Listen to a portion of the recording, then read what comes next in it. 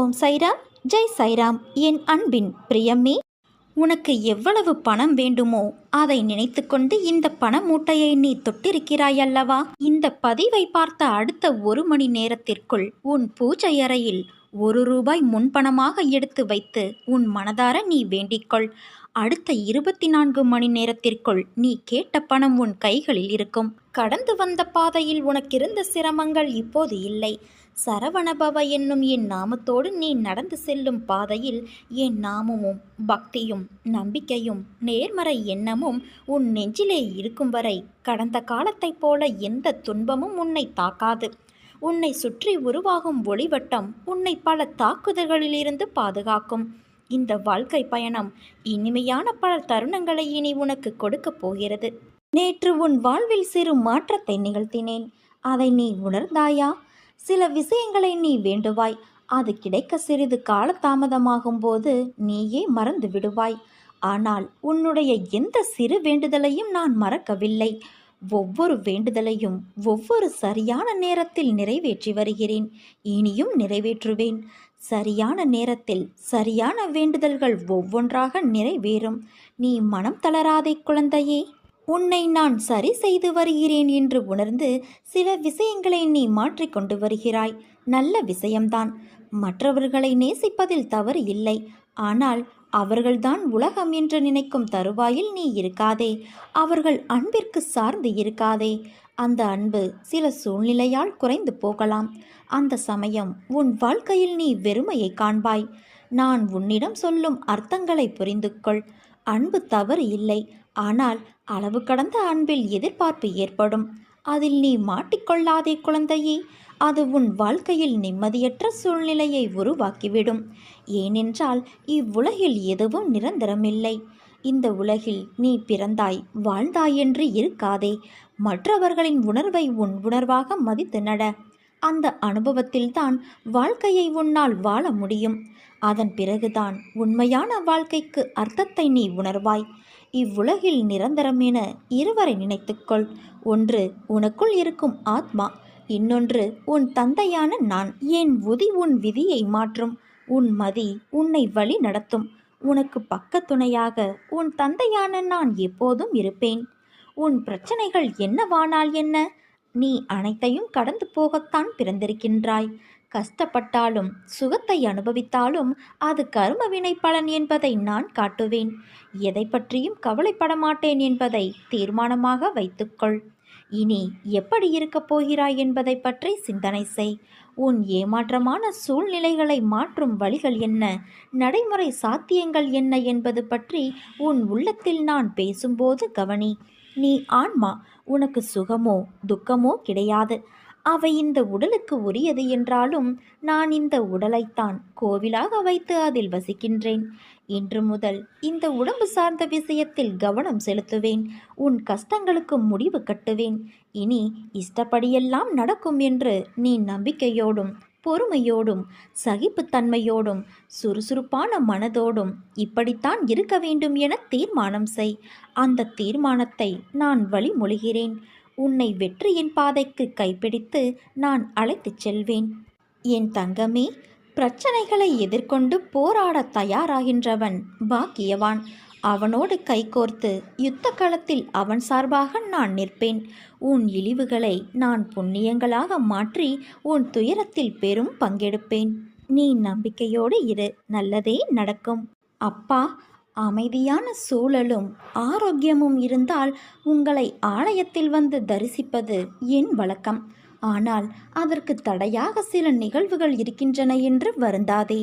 உன் மனதில் நீ எழுப்பிய ஆலயத்தில் நான் எப்போதோ வந்து அமர்ந்து விட்டேன். அன்பினால் நீ செய்யும் அபிஷேகம் அனைத்தையும் நான் ஏற்றுக்கொண்டேன். நீ நீண்ட நாட்களாக ஏங்கி தவித்த ஒன்று கிடைப்பதற்கான காலகட்டம் இதுவாகும். அதற்கான முயற்சியை கைவிடாமல் நீ மகிழ்ச்சியாக தொடர்வாய். நீ இந்த வாழ்வை அதன் போக்கிலே வாழ முயற்சி செய். உனக்கு பல உண்மைகள் புரியும். உனக்கு நல்லது நடக்கும். எல்லா சந்தர்ப்பங்களிலும் உன்னை அன்போடு அரவணைத்து கொண்டுதான் வருகிறேன். என் பிள்ளையான உனக்கு செய்ய வேண்டியதை தக்க சமயத்தில் நான் நன்கு செய்வேன். சற்று பொறுமையாக இரு. என் மீது நம்பிக்கையாக நீ இருக்கும்போது உனக்கான நியாயத்தை நான் செய்யாமல் போவேனா? நீ இழந்த அனைத்தையும் மீண்டும் பெறுவாய். அதற்கு உன் தந்தையான நான் பொறுப்பு. நீ விரும்புவது தாமதமாவது உன்னுடைய கர்ம வினையினால்.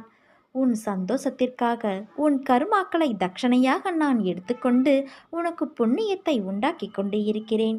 உன் கர்ம வினைகளை விரைந்து முடிக்கவே நானும் போராடி கொண்டு இருக்கிறேன். அதுவரை நீ அமைதியாக இரு. நீ என்னிடம் எதையும் வேண்டினால்தான் நான் செய்வேன் என்று அல்ல. உனக்கு எதை எப்பொழுது எப்படி செய்ய வேண்டும் என்று எனக்கு தெரியும். உன் ஆசைகள் எண்ணங்கள் அனைத்தும் கூடிய விரைவில் நிறைவேறும் குழந்தையே. எப்பொழுதும் யாரையும் சார்ந்திருக்காதே. உனது வாழ்க்கையில் இக்கட்டான நிலையில் எடுக்க வேண்டிய முடிவை நீயே முடிவு செய். உன்னுள் இருக்கும் நான் அதற்கு உதவியும் புரிவேன்.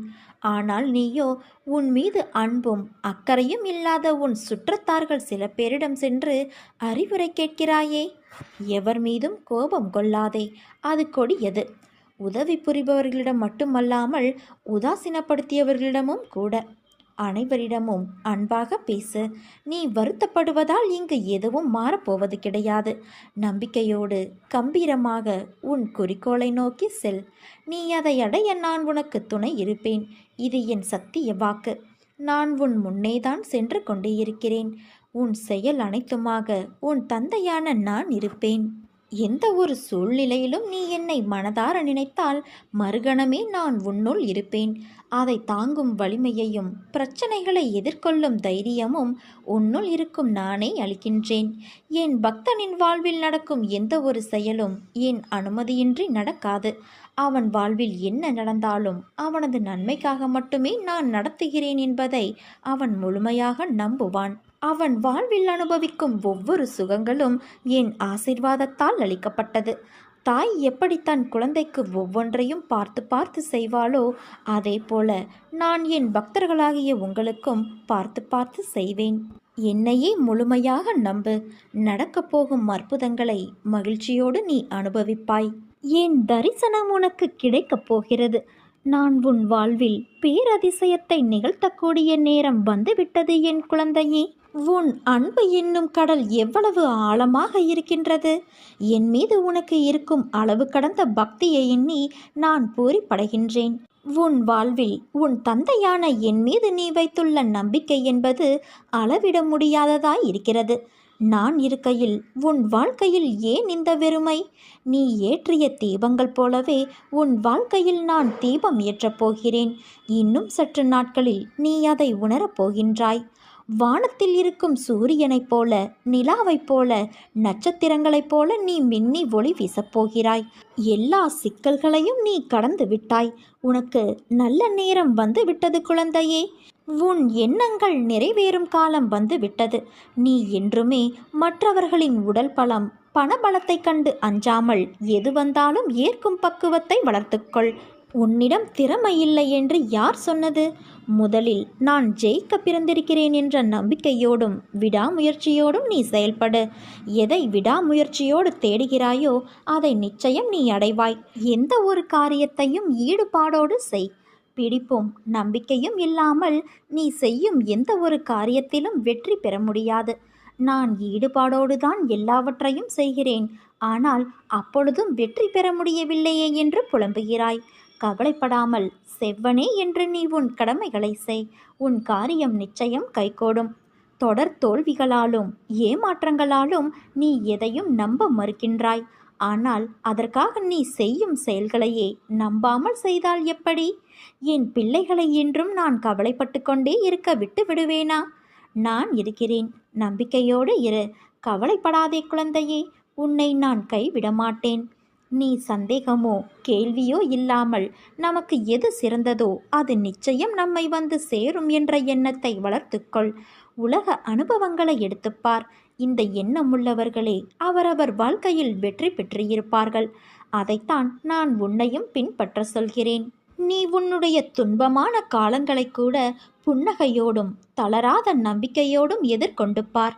உன் தடைகள் அனைத்தும் வெற்றி படிகளாக மாறும். அதை பின்பற்றுவது சிறிது கடினமான ஒன்றுதான். ஆனால் அதை முயன்று பார். உன் துயரங்கள் அனைத்தும் காணாமல் போகும். என்னை மீறி எதுவும் நடக்காது. உன் நிழலாக நான் என்றும் உனக்காக இருக்கிறேன் குழந்தையே. சகல சௌபாக்கியங்களையும் பெற்று சீரும் சிறப்புமாய் நீ வாழ்வாய்.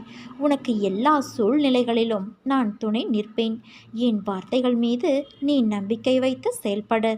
மீதியை நான் பார்த்துக்கொள்கிறேன். என் மென்மையான கரங்களால் உன்னை வருடிக்கொண்டு உன் பக்கத்தில்தான் நான் உனக்காக உட்கார்ந்திருக்கின்றேன். நீ எதை நினைத்தும் கவலை கொள்ள தேவையில்லை. நீங்கள் எதிர்பார்த்து காத்திருக்கும் அனைத்தையும் மிக விரைவில் நான் நிறைவேற்றி காட்டுவேன்.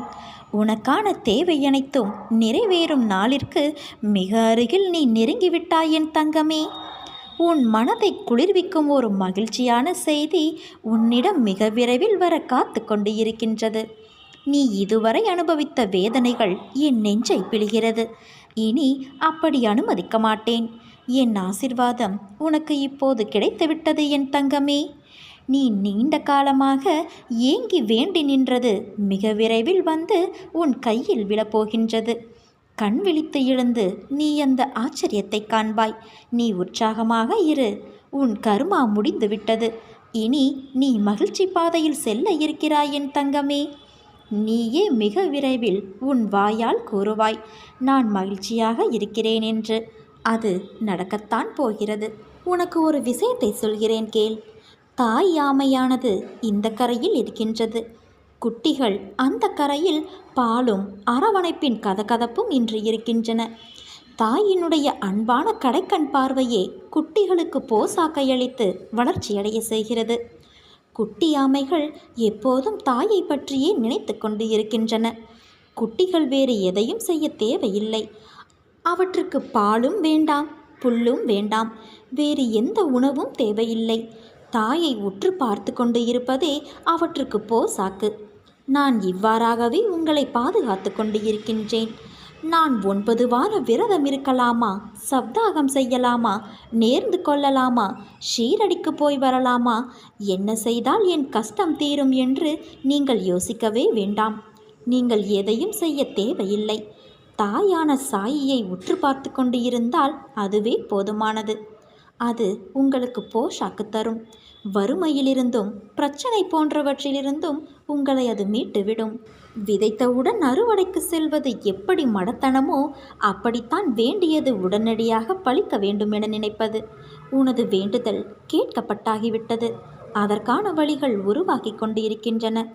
ஏற்ற காலத்தில் எல்லாமே சுலபமாக சுமூகமாக முடியும் என்பதை என்னிடம் வேண்டியவுடனே நீ தெரிந்து கொள்ள வேண்டும். அன்பு குழந்தையே, எனக்கு நீ படையல் போடுவதை விட பசித்தவனுக்கு உணவு கொடுப்பதையும் ஆதரவில்லாதவனுக்கு உதவி செய்வதையுமே நான் விரும்புகின்றேன்.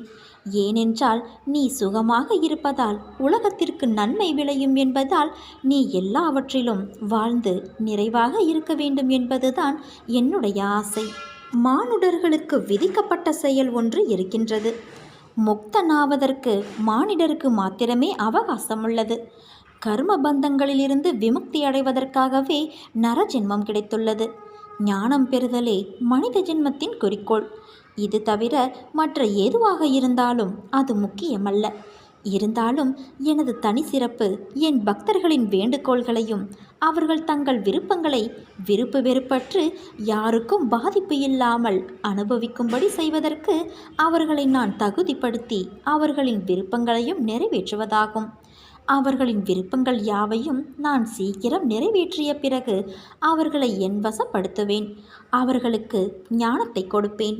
அசாத்தியம் எல்லாமே எனக்கு சாத்தியமே. அப்படி இருக்க உன் சாத்தியமான கோரிக்கைகள் எனக்கு எம்மாத்திரம்? உனக்கு மூடும் கதவுகள் அனைத்தையும் சர்வ சாதாரணமாக நான் உடனே திறப்பேன். கவலையின்றி இரு. உன் வேண்டுதல்கள் உடனே நிறைவேறப் போகிறது என் தங்கமே. சாயிருக்க பயமேன். ஓம் சாய்ராம்.